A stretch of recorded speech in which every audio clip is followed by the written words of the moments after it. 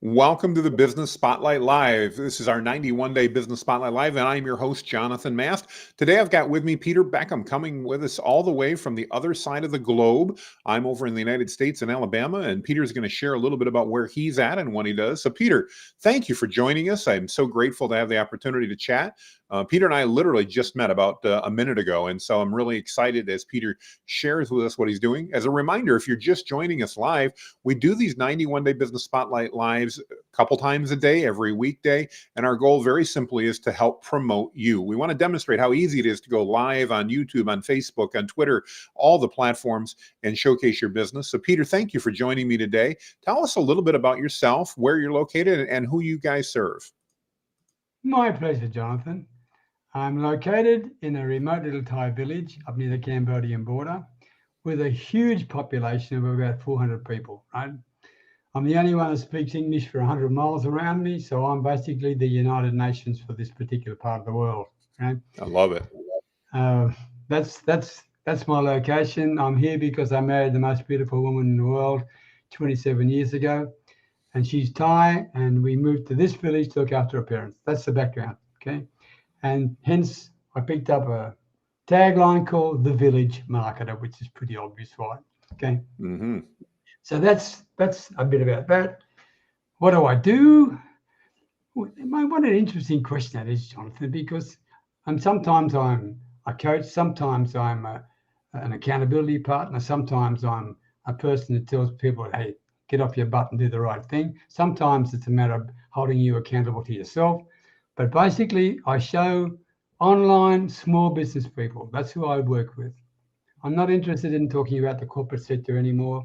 But if you're listening or watching this program and you're running a small business and you've been in business for some time, then you know the ups and downs you face. And all I'm saying to you is this: most of those ups and downs are your fault. They're not the fault of the customers. Okay, this might be a little bit dramatic, but it's the truth, right? Because the It bottom is. line is this: you need to be in a situation where you get the potential customer to tell you the truth. Okay, so this is what I do. I teach people and I coach them and I hold their hand and I hug them and love them and everything else I can possibly do to get them to have a conversation with a potential client whereby they will grow their business by deliberately not trying to sell anything. I How about love the that? way you do that, and I love the objective of providing value, and again trusting that will carry on through. What an interesting story! I love how when I asked where you were at, and you told me that if I found you, I must surely be lost. I love that. That was such a great and memorable line. I'm going to have to borrow that from you, Peter. I think that was just amazing. As you Appreciate. work with as you work with small businesses and online businesses, it sounds like you do more than just marketing. You also provide them with some consulting to help them succeed and understand things. Talk to us a little bit about the services that you do provide, Peter, and how do you help these online businesses grow and succeed? A lot of online businesses are struggling. And they're either struggling because of cash flow, or they're struggling because they haven't got enough people to talk to, or they're struggling because they they're talking to a lot of people, but they're not converting them into customers. And all those issues are very common. Okay. And in fact, most of the people I talk to who are in the worst case scenario are coaches. They are really good at what they do. They're passionate about what they do, but they don't know how to position themselves in such a way that makes them feel comfortable without thinking they're trying to sell themselves. So I show them how to talk to people in such a way that the people think, oh my God, Jonathan, I wish I'd met you 10 years ago. That's what I try to do. It's I complete. love that.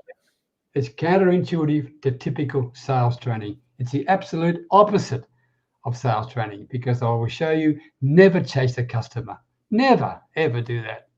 Never try and close a customer. All these terms for sales, right? Never try to to convince, persuade, or anything. Don't do that at all. You get the customer by having conversation skills that I teach you. You get the customer to say, oh my God, Father Jonathan, where have you been? Where have you been? Can you help me? Will you help me? Where do we go from here? They're the things that I teach people how to get people to do, because then you're not selling anything. And by the way, in that process, I don't talk anything about what I do. I just talk about you, the potential client, and I help you get to your truth. And sometimes that truth is memorable, but sometimes it's also fairly hurtful because they didn't want to really share that. They haven't shared it with their own wife, for example, or their own business partner. But once it comes out, the truth, then I want to make sure you own the truth. Because if you own the truth, you'll do something about it. If you don't own the truth, I can't help them, Jonathan. I've done It makes perfect sense. Well, I appreciate that greatly. Peter, if what you're saying is resonating with someone right now and they're like, I think I need Peter in my life. I need to have a conversation.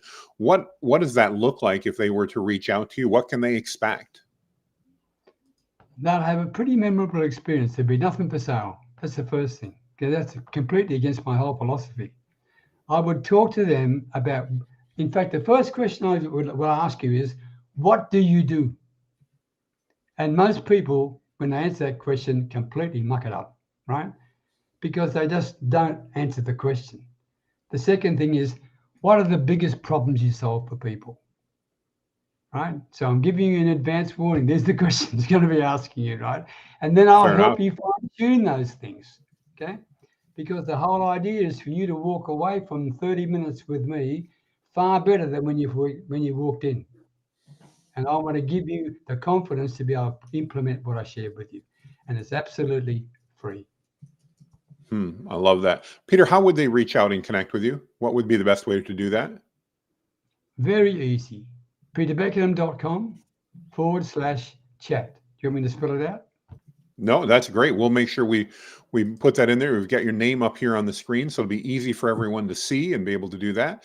And I Right. love how simple you've made that. That's wonderful, Peter. I appreciate that. My So, pleasure. no, I want to encourage you, if what Peter's saying is resonating with you, reach out and connect with him. Have that free conversation to find out if he can add value. I love your perspective that you're not there to sell anything. You're there to add value, and then obviously take it from there.